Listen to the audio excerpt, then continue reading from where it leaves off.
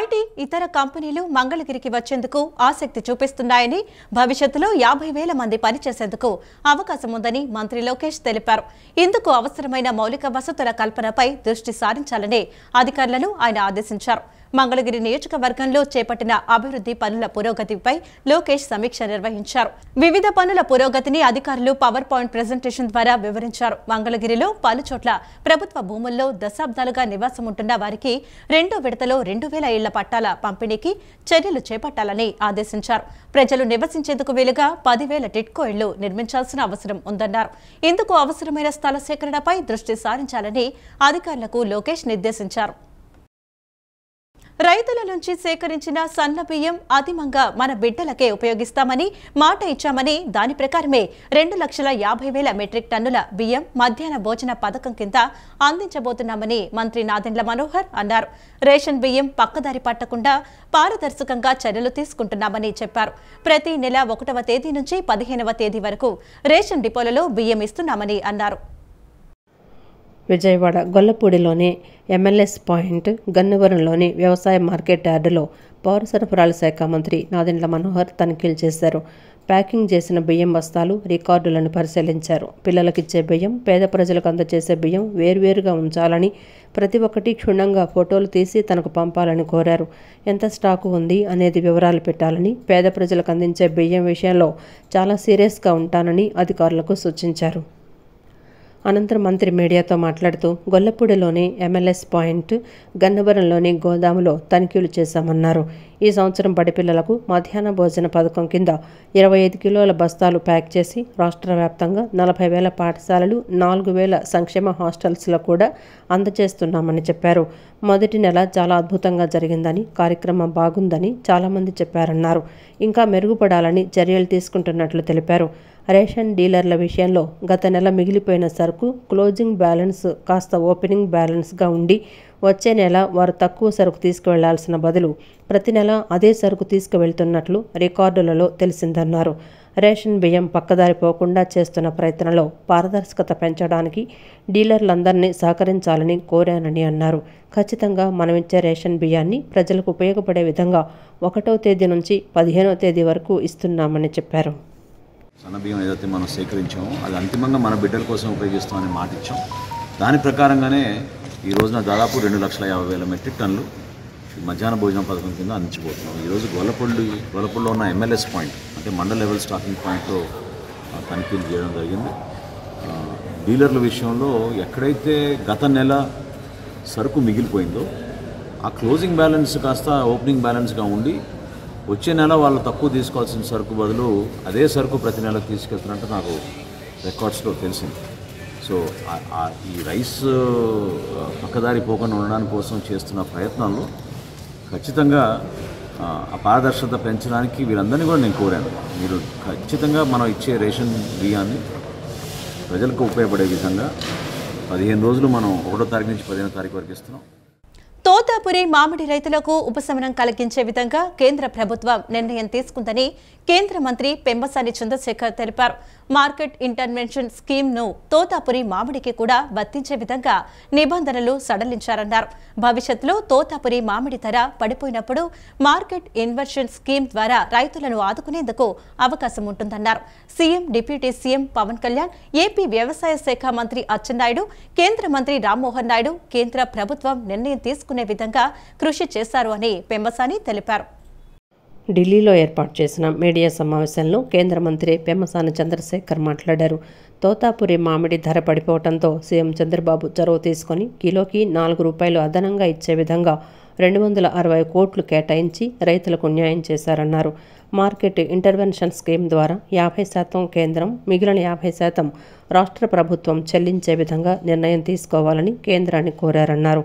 ఈ మేరకు ప్రధానమంత్రి నరేంద్ర మోదీ కేంద్ర మంత్రి శివరాజ్ సింగ్ చౌహాన్కు విజ్ఞప్తి చేయడంతో వారు స్పందించారని, దీంతో మార్కెట్ ఇంటర్వెన్షన్ స్కీమ్ను తోతాపురి మామిడికి కూడా వర్తించే విధంగా నిబంధనలు సడలించారన్నారు.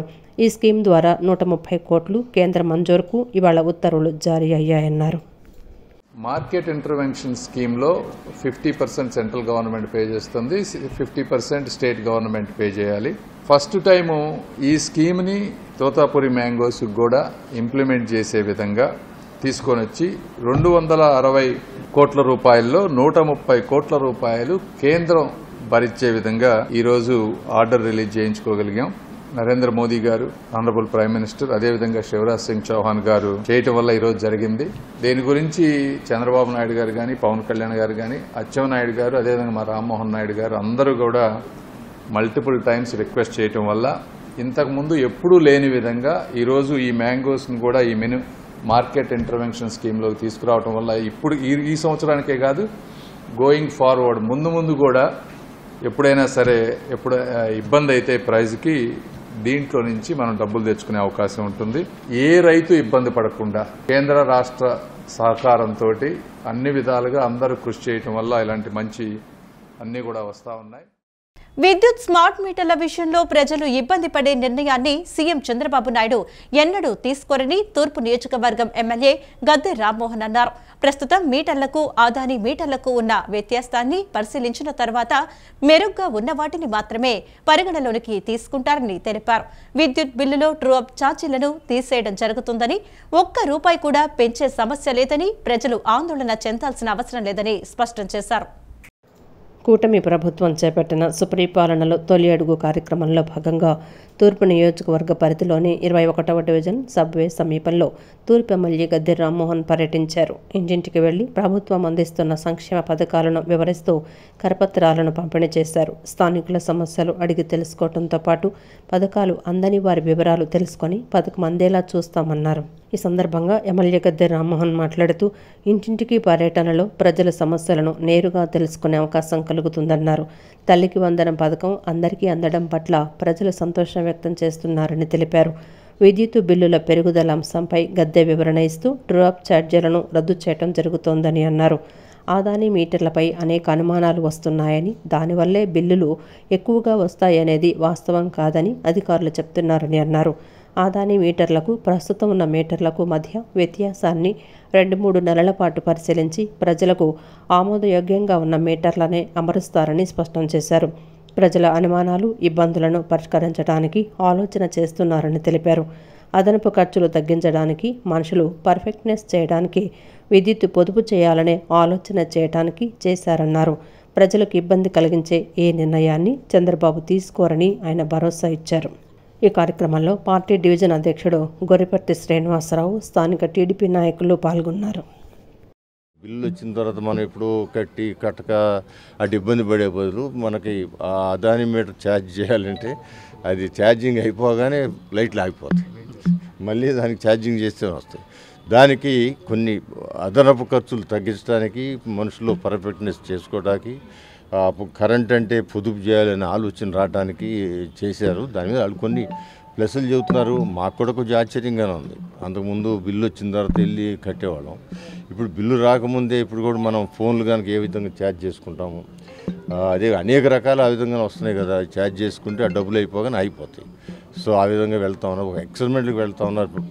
పెరుగుతున్న టెక్నాలజీ ప్రకారం అది పబ్లిక్కి, ఇటు ప్రభుత్వాలకి అవకాశం ఉండే విధంగా చేస్తారు. బట్ మీటర్లు ఎక్కువ వస్తాయి, రీడింగ్లు ఎక్కువ వస్తాయి, బిల్లు ఎక్కువ అనే మాట వాస్తవం కాదు.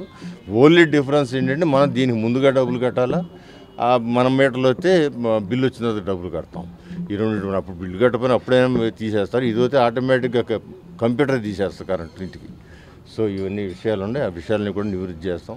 ఏదైనా ప్రజలకు ఇబ్బంది పడే పని ఏది చేయడానికి చంద్రబాబు సిద్ధంగా లేరు. ప్రజలకు ఉపయోగపడాలా, అటు ప్రభుత్వానికి ఉపయోగపడాలా, సమాజానికి ఉపయోగపడాలని ఆలోచన ముందుకు వెళ్తాం. పార్టీలకు అతీతంగా ప్రజా సమస్యల పరిష్కారం కోసం పనిచేస్తానని పశ్చిమ నియోజకవర్గం ఎమ్మెల్యే సుజనా చౌదరి తెలిపారు. ఎన్నికల వరకు మాత్రమే రాజకీయాలు ఉండాలని, తర్వాత రాజకీయాలు చూడకూడదని చెప్పారు. రాష్ట్ర ఆర్థిక పరిస్థితి ఇబ్బందికరంగా ఉన్నా పేద ప్రజల వైద్య ఖర్చుల కోసం ముఖ్యమంత్రి సహాయ నిధి విడుదల చేస్తున్నారని వెల్లడించారు. పశ్చిమ నియోజకవర్గంలోని ఎన్డీఏ కార్యాలయంలో నేడు సీఎం రిలీఫ్ ఫండ్ సీఎంఆర్ఎఫ్ ద్వారా లబ్ధిదారులకు ఆర్థిక సహాయం అందజేసే చెక్కుల పంపిణీ కార్యక్రమం జరిగింది.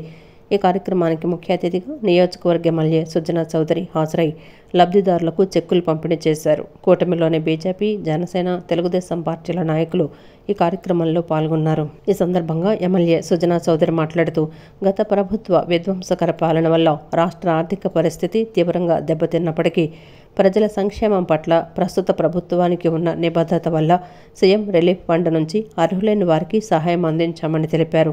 ఈ ఒక్కరోజే మొత్తం 33 లక్షల విలువైన చెక్కులను 64 మంది లబ్ధిదారులకు పంపిణీ చేశామని పేర్కొన్నారు.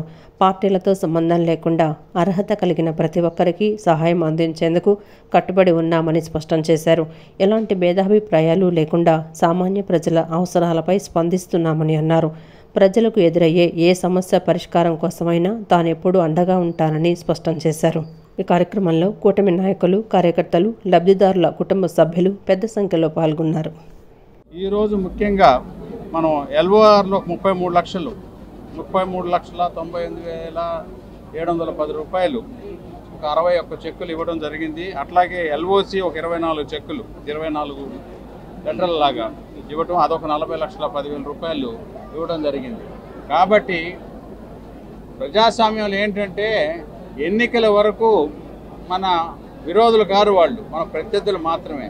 కానీ ఒకసారి ఎన్నికలు అయిపోయినాక ఇక్కడ ఉన్న ప్రజానికని మొత్తానికి నేను ఎమ్మెల్యేని, మన మొత్తానికి రాష్ట్రానికి ముఖ్యమంత్రి గారు చంద్రబాబు నాయుడు గారు, ఉప ముఖ్యమంత్రి గారు పవన్ కళ్యాణ్ గారు. కాబట్టి ప్రజలందరూ కూడా ఎటువంటి రకమైన సందేహాలు లేకుండా ఏ సమస్య వచ్చినా కూడా ఎమ్మెల్యే ఆఫీస్కి వచ్చి, ఎందుకంటే ఎమ్మెల్యేని మీరు అందరూ ఎంతో కష్టపడి ఇష్టపడి ఓట్లు వేసి గెలిపించారు కాబట్టి పని చేయించుకోవాలని చెప్పి నేను ప్రతిసారి చెప్తా ఉన్నాను. దాన్ని దృష్టిలో పెట్టుకొని ప్రజలందరూ, మా ఇక్కడ ఉన్న లోకల్ నాయకులు కూడా అందరూ చాలామంది అందుబాటులో ఉంటున్నారు. దాంతోపాటు సుజనా మిత్ర వాళ్ళు ఎప్పుడు తిరుగుతూనే ఉన్నారు ప్రతి డివిజన్లో. వాళ్ళని పూర్తిగా వాడుకొని సమస్యల్ని నా నోటీసులో తీసుకురావాల్సిందిగా మరొకసారి అందరికీ అభ్యర్థిస్తూ ఉన్నాను. ఉమ్మడి కృష్ణా జిల్లాలోనే ఏ ప్రభుత్వ కళాశాలకు లేని విధంగా అన్ని సౌకర్యాలతో కృష్ణలంకలోని అమరజీవి పొట్టి శ్రీరాములు జూనియర్ కాలేజీ భవన నిర్మాణం చేయడం జరిగిందని ఎమ్మెల్యే గద్దె రామ్మోహన్ అన్నారు. పేద కుటుంబాల నుంచి వచ్చిన విద్యార్థులు ఈ కళాశాలలో విద్యను అభ్యసిస్తూ జిల్లా ప్రథమంగా నిలుస్తున్నారని చెప్పారు. అనుభవజ్ఞులైన అధ్యాపక బృందం కృషితో ఈ కళాశాల విద్యార్థులు అత్యుత్తమ ఫలితాలు సాధిస్తున్నారని తెలిపారు. ది కృష్ణలంక వాకర్స్ అసోసియేషన్ ఆధ్వర్యంలో దమ్మాలపాటి రంగారావు, ఈశ్వరి దంపతులచే కృష్ణలంకలోని అమరజీవి పొట్టి శ్రీరాములు జూనియర్ కళాశాల విద్యార్థులకు ఏకరూప దుస్తుల పంపిణీ కార్యక్రమాన్ని నిర్వహించారు. ఈ కార్యక్రమానికి ఎమ్మెల్యే గద్దె రామ్మోహన్ ముఖ్య అతిథిగా విచ్చేశారు. ఎమ్మెల్యే గద్దె చేతుల మీదుగా విద్యార్థులకు ఏకరూప దుస్తులను పంపిణీ చేశారు. కోస్టల్ బ్యాంక్ ఆధ్వర్యంలో 4.5 లక్షల రూపాయల విలువ గల ఫర్నిచర్ను అందజేశారు. ఈ సందర్భంగా ఎమ్మెల్యే గద్దె రామ్మోహన్ మాట్లాడుతూ పేద కుటుంబాల నుంచి వచ్చిన విద్యార్థులు ఈ కళాశాలలో విద్యను అభ్యసిస్తూ జిల్లా ప్రథమంగా నిలుస్తున్నారని చెప్పారు.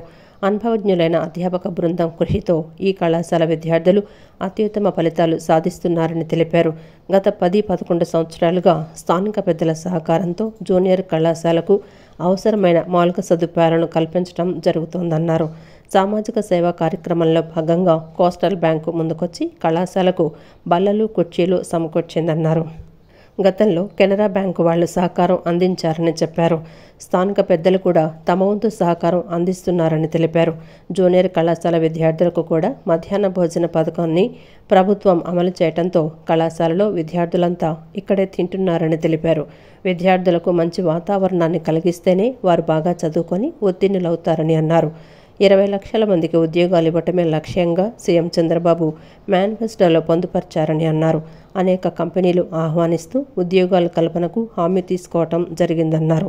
విద్యార్థులు చదువు పూర్తయ్యేటప్పటికీ ఉద్యోగాలు ఇచ్చేలా రాజధాని అభివృద్ధి చెందుతుందన్నారు. స్టాఫ్కి కూర్చోడానికి కుర్చీలు లేవు, టేబుల్స్ లేవంటే మరి కోస్టల్ బ్యాంక్ వారిని అడగగానే వాళ్ళు వచ్చి దానికి కావాల్సిన 4,57,000 రూపాయలు సరిపడా వాళ్ళు ఫర్నిచర్ అంతా కూడా ఇవ్వడం జరిగింది. గతంలో కూడా కెనరా బ్యాంక్ వాళ్ళు రిక్వెస్ట్ చేసి కెనరా బ్యాంక్ వాళ్ళు ఇవ్వటం జరిగింది.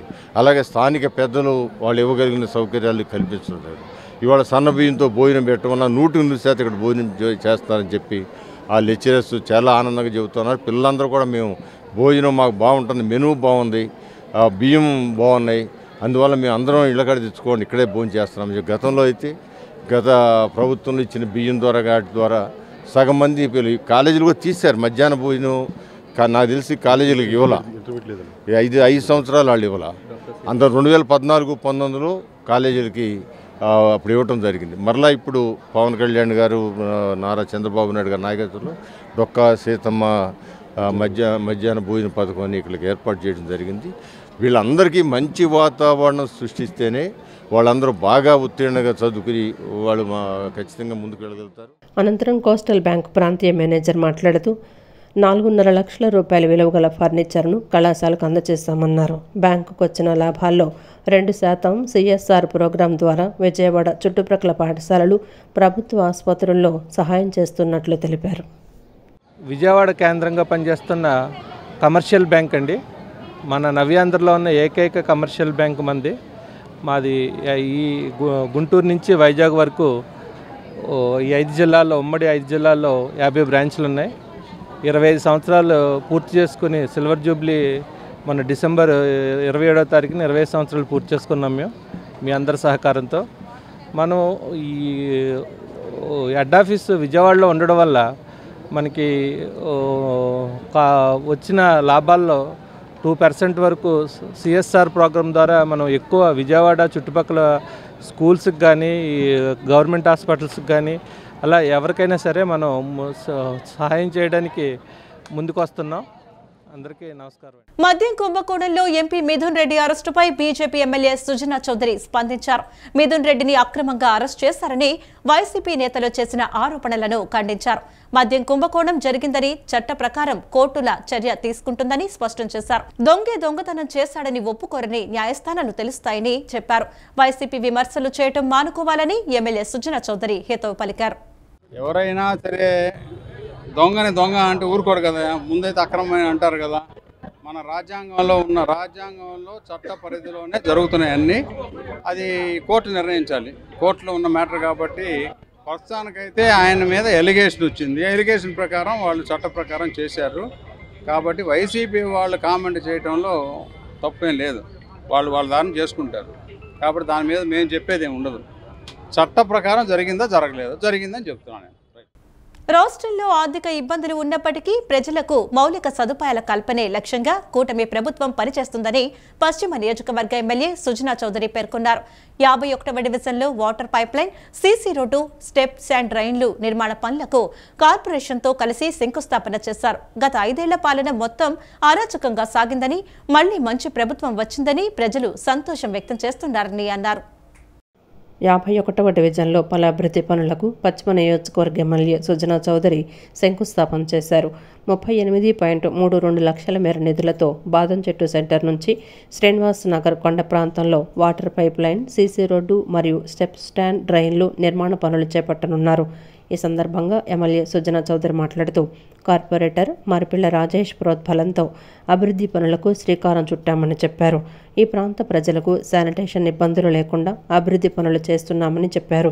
కార్పొరేటర్లు, డివిజన్ అధ్యక్షులతో పాటు సుజనా మిత్రులు కూడా డివిజన్లో ఉన్నారని, ఎటువంటి సమస్యలు ఉన్నా వారికి తెలియజేస్తే వాటిని పరిష్కరిస్తామని చెప్పారు. ప్రధాని మోడీ రాష్ట్ర ప్రభుత్వానికి ఎంతో సహకరిస్తున్నారని చెప్పారు. ఆర్థిక ఇబ్బందులు ఉన్నప్పటికీ మౌలిక సదుపాయాలు కల్పించడమే లక్ష్యంగా పనిచేస్తున్నామని అన్నారు. గత 5 ఏళ్ల పాలన మొత్తం అరాచకంగా సాగిందని, మళ్లీ మంచి ప్రభుత్వం వచ్చిందన్నారు. ప్రజానీకానికి ఉన్న ఇబ్బందులు ముఖ్యంగా బాదం చెట్టు సెంటర్ నుంచి శ్రీనివాస్ మహల్ కొండ ప్రాంతం వరకు రోడ్లు మరమ్మతు, డ్రైనేజీ, రోడ్లు ఎలివేట్ చేయటము, ఇవన్నీ కూడా రిపేర్ చేసి కంప్లీట్ చేయడానికి శాంక్షన్ చేయించడం జరిగింది. స్టెప్స్ను కూడా మళ్ళీ మరమ్మతు చేయటం, స్టెప్స్ కూడా ఇన్వాల్వ్ అయినాయి కదా, స్టెప్స్ను కూడా మరమ్మతు చేస్తూ డ్రైన్స్, రోడ్ని ఎలివేట్ చేయటం చేసి ఈ ప్రాంతం వాళ్ళకి శానిటరీ సమస్య లేకుండా ఈ వర్క్ స్టార్ట్ అవుద్ది. ఒక 2 నెలల్లో ఈ కంప్లీట్ అయిపోతూ ఉంటుంది. ఇక్కడ లోకల్ ప్రజానీకం, కార్పొరేటర్ గారు కూడా ఉన్నారు కాబట్టి కూటమి ప్రభుత్వంలో ఉన్న 3 డివిజన్ల ప్రెసిడెంట్లు, కార్పొరేటర్ గారు కాక సుజనా మిత్ర కూడా ఇక్కడ తిరుగుతూ ఉన్నారు. ఇంకా ఏమన్నా సమస్యలు ఉంటే కూడా తప్పకుండా ఎమ్మెల్యే ఆఫీస్కి మీరు వాటిని తెలియపరచండి. అక్కడ నుంచి అతి త్వరగా సాధ్యాసాధ్యాలు మనం బేరీ చేసుకొని. అనంతరం కార్పొరేటర్ మరిపిల్ల రాజేష్ మాట్లాడుతూ 51వ డివిజన్లో పలు అభివృద్ధి పనులకు ఎమ్మెల్యే సుజనా చౌదరి శంకుస్థాపన చేశారని పేర్కొన్నారు. డివిజన్ అభివృద్ధికి ఎమ్మెల్యే ఎంతో సహకరిస్తున్నారని పేర్కొన్నారు. డివిజన్లో డ్రైనేజీ సమస్యలు ఉన్నాయని వాటిలో 70% పరిష్కరించామని మిగతావి కూడా పరిష్కరిస్తామని చెప్పారు. పశ్చిమ నియోజకవర్గంలో డెవలప్మెంట్స్లో భాగంగా ఈరోజు 51వ డివిజన్లో మంచినీటి పైప్ లైన్ల మరమ్మతులు కానీ, అలాగే సీసీ రోడ్లు కానీ, డ్రైన్లు కానీ, కాలువలు కానీ అన్నీ కూడా ఈరోజు సుమారుగా ఒక 45 లక్షల రూపాయల వ్యయంతో కార్యక్రమానికి శంకుస్థాపనకి ముఖ్య అతిథులుగా ఇచ్చేసినటువంటి మన ప్రియతమ నేత పశ్చిమ నియోజకవర్గ ఎమ్మెల్యే గారు, శాసనసభ్యులు సుజనా చౌదరి గారికి ముందుగా ధన్యవాదాలు తెలియపరచుకుంటూ, ఈ డెవలప్మెంట్కి సహకరిస్తున్న సుజనా చౌదరి గారికి మరొకసారి ప్రత్యేకంగా ధన్యవాదాలు తెలియపరచుకుంటూ, అలాగే ఈ డివిజన్లో ఎన్నో డెవలప్మెంట్ కార్యక్రమాలను కూటమి నుంచి కానీ జరగడం జరుగుతుంది. ప్రతి ఒక్కటి కూడా మంచిగా జరుగుతూ ఉంటుంది. అలాగే ఈ డివిజన్లో మాకున్న మెయిన్ ఇబ్బందులు వచ్చేసరికి డ్రైన్లు, కాలువలు, వాటిని మ్యాక్సిమం 70%, 75% వరకు కంప్లీట్ చేయడం జరిగింది. ఇంకా కొద్దిగా కూడా అవి కూడా త్వరితగతిన కంప్లీట్ చేస్తామని తెలియపరచుకుంటూ సెలవు తీసుకుంటాం. 43వ డివిజన్లోని ఊర్మిళానగర్ కనకదుర్గారెడ్డి కాలనీలో 23.07 లక్షల రూపాయల మేర నిధులతో సీసీ రోడ్డు నిర్మాణానికి శ్రీకారం చుట్టామని ఎమ్మెల్యే సుజనా చౌదరి పేర్కొన్నారు. ప్రజల సమస్యలను వీలైనంత త్వరగా పరిష్కరించేలా కూటమి ప్రభుత్వం పనిచేస్తుందని చెప్పారు. డివిజన్లో ఏ సమస్యలు ఉన్నా తన దృష్టికి తీసుకురావాలని ఎమ్మెల్యే సుజనా చౌదరి సూచించారు. విజయవాడ పశ్చిమ నియోజకవర్గంలోని 43వ డివిజన్లోని ఊర్మిళానగర్ కనకదుర్గారెడ్డి కాలనీలో గల 23.07 లక్షల రూపాయల మేర నిధులతో సీసీ రోడ్డు నిర్మాణానికి ఎమ్మెల్యే సుజనా చౌదరి శంకుస్థాపన చేశారు. ఈ కార్యక్రమంలో టీడీపీ నేత నాగుల్ మీరా, కార్పొరేటర్ కోటిరెడ్డి, కూటమి నేతలు పాల్గొన్నారు. ఈ సందర్భంగా సుజనా చౌదరి మాట్లాడుతూ, ఎన్నికల ముందు ప్రచారానికి వచ్చినప్పుడు స్థానిక ప్రజలు డ్రైనేజీ సమస్యను, రోడ్ల సమస్యను తన దృష్టికి తీసుకొచ్చారని గుర్తు చేశారు. అధికారంలోకి వచ్చిన సంవత్సరంలో నగరపాలక సంస్థ ద్వారా క్లియరెన్స్ తెచ్చి రోడ్డును, డ్రైనేజీను నిర్మించనున్నట్లు చెప్పారు. 2 నెలల్లోనే దీనిని అందుబాటులోకి తీసుకొస్తామని చెప్పారు. ప్రజల సమస్యలను వీలైనంత త్వరగా పరిష్కరించేలా కూటమి ప్రభుత్వం పనిచేస్తుందని చెప్పారు. డివిజన్లో ఏ సమస్యలు ఉన్నా తన దృష్టికి తీసుకురావాలని ఎమ్మెల్యే సుజనా సూచించారు. రోడ్డు, డ్రైనేజీ రెండు కూడా సుమారుగా 25 లక్షల రూపాయలు ఖర్చు అవుతూ ఉంది. దాంతో నేను అనుకోవటం ఒక 2 నెలలు అయిపోద్దా. ఇక్కడ కార్పొరేటర్ కోటిరెడ్డి గారు కూడా సహకరించారు బాగా. అందరం కలిసి ప్రజల సమస్యల్ని అతి త్వరగా సామరస్యంగా పరిష్కరించే పని మీద కూటమి ప్రభుత్వం మరియు ఇక్కడ కార్పొరేటర్ కోటిరెడ్డి గారితో కూడా కలిసి బాగా చక్కగా పనిచేస్తూ ఉన్నారు. ఇక ముందు కూడా ఇంకేమైనా సమస్యలు ఉంటే మా నోటీసులు తీసుకురావాల్సిందిగా అభ్యర్థిస్తాం. 21వ శతాబ్దపు రాజకీయాల్లో ఆణిముత్యం, ఆదర్శ నేత, సిపిఎం ప్రారంభకుల్లో ఒకరైన కామ్రేడ్ విఎస్ అచ్యుతానందన్ మృతి తీరని లోటని సిపిఎం రాష్ట్ర కార్యదర్శి శ్రీనివాసరావు అన్నారు. కేరళ ముఖ్యమంత్రిగా ప్రజాభిమానాన్ని చూరగొని మచ్చలేని మహానాయకుడిగా దేశవ్యాప్తంగా పేరు గడించారన్నారు. అవినీతి, అక్రమాలు దారి తప్పి నడుస్తున్న రాజకీయ వ్యవస్థలో ఒక వేగు చుక్కలా ఉన్నారని అన్నారు. కేరళ మాజీ ముఖ్యమంత్రి, పార్టీ పూర్వ పాలిట్ బ్యూరో సభ్యులు కామ్రేడ్ విఎస్ అచ్యుతానందన్కు శ్రద్ధాంజలి ఘటించే కార్యక్రమాన్ని మహాత్మాగాంధీ రోడ్డులోని రాష్ట్ర పార్టీ కార్యాలయంలో నిర్వహించారు. సిపిఎం రాష్ట్ర కార్యదర్శి శ్రీనివాసరావు, పార్టీ శ్రేణులు అచ్యుతానందన్ చిత్రపటానికి పూలమాల వేసి నివాళులర్పించారు. ఈ సందర్భంగా ఆయన మాట్లాడుతూ, అచ్యుతానందన్ 101 సంవత్సరాల వయసులో చనిపోయారని, తుదిశ్వాస విడిచే వరకు ప్రతిక్షణం ప్రజలు, సమాజం, పార్టీ కోసమే పరితపించారన్నారు. ఏమాత్రం ఓపిక ఉన్నా ప్రజల్లో దూసుకుపోయిన వ్యక్తి అని అన్నారు. ఈ తరం నాయకులకు, ముఖ్యంగా యువతరానికి ఆయన ఒక ఆదర్శమన్నారు. రాజకీయ ప్రక్షాళన కావాలని, ఒక నూతన రాజకీయ సంస్కృతి కావాలని, అవినీతి, డబ్బు రాజకీయాలు నశించి నిజమైన స్వేచ్ఛ, స్వాతంత్ర్యాలు, పారదర్శకతతో కూడిన రాజకీయాలు కావాలనుకున్న ఎవరైనా సరే ఆయన్ని ఆదర్శంగా తీసుకోవాలన్నారు.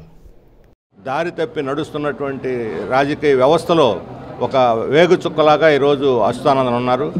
101 సంవత్సరాల వయసులో ఆయన చనిపోయారు. చనిపోయేంత వరకు కూడా, ఆఖరి శ్వాస ఇచ్చేంత వరకు కూడా ప్రతి క్షణం ప్రజల కోసం, సమాజం కోసం, పార్టీ కోసమే తప్పిస్తూ ఏమాత్రం ఆయనకి ఓపిక ఉన్నా సరే ప్రజల్లోకి దూసుకుపోతున్నటువంటి వ్యక్తి. ఈ తరం నాయకులకి, ముఖ్యంగా యువతరానికి ఆయన ఆదర్శం. రాజకీయాల ప్రక్షాళన కావాలని, ఒక నూతన రాజకీయ సంస్కృతి కావాలని, ఈ రోజున అవినీతికర డబ్బు రాజకీయాలు నశించి దాని స్థానం నిజమైన ప్రజాస్వామ్య స్ఫూర్తి, స్వేచ్ఛ, స్వాతంత్రాలు, పారదర్శకతతో కూడిన రాజకీయాలు కావాలని కోరుకునే వాళ్ళు ఎవరైనా సరే విఎస్ అచ్యుతానందన్ ఆదర్శంగా తీసుకోవాలి. అలాంటి నేతలు కరువైనటువంటి పరిస్థితుల్లో అలా కమ్యూనిస్ట్ పార్టీ మార్క్సిస్టు ఆ స్థానాన్ని పూరించి కొత్త తరాన్ని ఈ ఆదర్శవంతమైన రాజకీయాల్లోకి ప్రత్యామ్నాయ రాజకీయ సంస్కృతి నిర్మించడానికి ప్రయత్నిస్తుందని చెప్పి మేము చెబుతూ సిపిఐఎం ఆంధ్రప్రదేశ్ కమిటీ తరఫున విఎస్ అచ్యుతానందన్ గారికి శ్రద్ధాంజలి ఘటిస్తూ వారి కుటుంబ సభ్యులకి సానుభూతిని తెలియజేస్తా ఉన్నాం. మంచి వేతనంతో కూడిన ఉపాధి కల్పిస్తామని నమ్మించి మోసం చేసి పెద్దాపురంలో ఓ యువతిని బలవంతంగా వ్యభిచార కూపంలోకి దింపి వేధింపులకు గురిచేసిన భారతి అనే మహిళను పోలీసులు అరెస్టు చేయాలని, నిర్వాహకురాలికి సహకరిస్తున్న పోలీసులను సస్పెండ్ చేయాలని ఐద్వా రాష్ట్ర కార్యదర్శి రమాదేవి డిమాండ్ చేశారు. బాధితురాలు తనకు జరిగిన అన్యాయాన్ని వివరిస్తూ తీసిన వీడియోను CM Chandrababu, deputy CM Pawan Kalyan, హోంమంత్రి అనిత, మంత్రి నారా లోకేష్ కు ట్యాగ్ చేసి 3 రోజులైనా ఇంతవరకు స్పందన లేదని పేర్కొన్నారు. అత్యాచార వ్యతిరేక పోరాట ఐక్యవేదిక ఆధ్వర్యంలో పెద్దాపురం బాధిత మహిళలకు రక్షణ కల్పించాలి, సెక్స్ వ్యాపారులపై చర్యలు తీసుకోవాలని కోరుతూ మహాత్మాగాంధీ రోడ్డులోని బాలోత్సవ్ భవనంలో విలేకరుల సమావేశం నిర్వహించారు. సమావేశంలో ఐద్వా రాష్ట్ర కార్యదర్శి రమాదేవి, బాధితురాలు శిరీష వివరాలను వెల్లడించారు. పెద్దాపురానికి చెందిన శిరీష ఒక పెట్రోల్ బంకులో పనిచేసేది. వ్యభిచార గృహ నిర్వాహకురాలు భారతి ఎక్కువ వేతనంతో తాను ఉద్యోగం ఇప్పిస్తానని నమ్మించి ఇంటికి తీసుకువెళ్లిందన్నారు. అక్కడ ఆమెతో బలవంతంగా వ్యభిచారం చేయించిందని, 5-6 నెలలకే ఆమెకు గర్భం రావటం, సంవత్సరంలోనే బిడ్డను కనడం జరిగిందన్నారు. ఆ బిడ్డను కన్న తర్వాత బతకడం కోసం ప్రయత్నించడం, 8 నెలల క్రితం ఎలాగోలా తప్పించుకొని బయటకొచ్చి పోలీసులను ఆశ్రయించి అక్కడ పంచాయతీ నడిచిందన్నారు. చాలామంది వద్దకు ఆమె సహాయం కోసం వెళ్ళిందన్నారు. శిరీష తనకు జరిగిన అన్యాయాన్ని వివరించిన వీడియో బయటకొచ్చిన తర్వాత పోలీసుల వ్యవహార శైలి బయటపడిందని, భారతి పారిపోయేందుకు పోలీసులే సహకరించి శిరీషపై ఒత్తిడి చేసి రాజీ కోసం ప్రయత్నాలు చేస్తున్నారని అన్నారు. భారతిని వెంటనే అరెస్టు చేయాలని, ఆమెకు సహకరిస్తున్న కానిస్టేబుల్, హోంగార్డును సస్పెండ్ చేయాలని హోమ్ మినిస్టర్ను డిమాండ్ చేశారు. శిరీషకు, ఆమెకు సహకరిస్తున్న యువతికి రక్షణ కల్పించాలని కోరారు. ఈ 4 రోజుల నుంచి అంటే వీడియో బయటకు వచ్చిన తర్వాత పోలీసుల వ్యవహార శైలి కానీ, అంటే ఒక ఎస్పీ, ఇక్కడ పనిచేసిన ఎస్పీ హైదరాబాద్ నుంచి ఇక్కడికి ఇన్ఫామ్ చేసి దీని మీద ఏదో ఒకటి యాక్షన్ తీసుకోండి అని చెప్తే తప్ప ఎఫ్ఐఆర్ నమోదు కాలేదు. ఎఫ్ఐఆర్ నమోదైన తర్వాత పోలీసులు భారతి ఇంటికి వెళ్ళారు. భారతి ఇంటికి వెళ్ళి ఆమె అబ్స్కాండ్ అవ్వడానికి పోలీసులే దోహదపడ్డారు. ఇప్పుడు ఈ అమ్మాయి మీద ఒత్తిడి చేసి రాజీ కోసం ప్రయత్నాలు చేస్తూ ఉన్నారు. ఆ అమ్మాయి నివాసం ఉన్నటువంటి ఇంటి చుట్టుప్రక్కల వాళ్ళని తీసుకొచ్చి ఒత్తిడి చేసి మేమేం చేస్తామో వాళ్ళకి తెలియదు అని చెప్పేసి బెదిరింపు చేస్తున్నారు. మేము రక్షణ కల్పిస్తామని కానీ, దీని మీద చర్య తీసుకుంటామని కానీ నిన్న హోమ్ మినిస్టర్ ట్వీట్ చేశారు. ట్వీట్ చేసినప్పుడు నేను ఒక మెసేజ్ పెట్టాను హోమ్ మినిస్టర్ గారికి. తక్షణం 2 పనులు చేయాల్సింది. 1, భారత్ని అరెస్ట్ చేయాలి. 2, ఏ పోలీసులు అయితే సహకరిస్తున్నారో ఇప్పటికే వీడియోల్లో బయటకు వచ్చినాయి, ఒక కానిస్టేబుల్, ఒక హోంగార్డు, వీళ్లతో ఈ భారతి అనేటటువంటి ఆమె సన్నిహితంగా ఉన్నటువంటి ఫోటోలు వచ్చినాయి. ఆమె భర్తని చెప్పుకుంటుంది. వీళ్ళు పోలీస్ డిపార్ట్మెంట్లో ఉన్నారు, వీళ్ళని సస్పెండ్ చేయాలి, భారత్ని అరెస్ట్ చేయాలి. ఆమె న్యాయం చేసిందని చెప్పి ఆ వీడియో యూట్యూబ్లోకి వచ్చిందని చెప్పి వీళ్ళందరూ మొన్న సీఏ గారు ఫోన్ చేశారండి నాకు. ఫోన్ చేస్తే అమ్మ ఏటి డబ్బులు సెటిల్మెంట్ కాదంట కదమ్మా, రెండమ్మ తేల్చేస్తాను, ఏటన్నా తేల్చేస్తాను అన్నారు. అప్పటికే భారతిని అరెస్ట్ చేయలేదండి. అరెస్ట్ చేయకుండా మేము వెళ్ళిపోతాం, మా ప్రాణాలకి అడ్డు కదండి. మా ప్రాణాలకి అడ్డు అయినప్పుడు మేము ప్రాణాలు పోగొట్టుకోవడం ఎందుకని చెప్పి ఎక్కడెక్కడో తిరుగుతున్నాం. ఎక్కడెక్కడో తిరిగినప్పుడు అలా ఫోన్లు చేశారండి.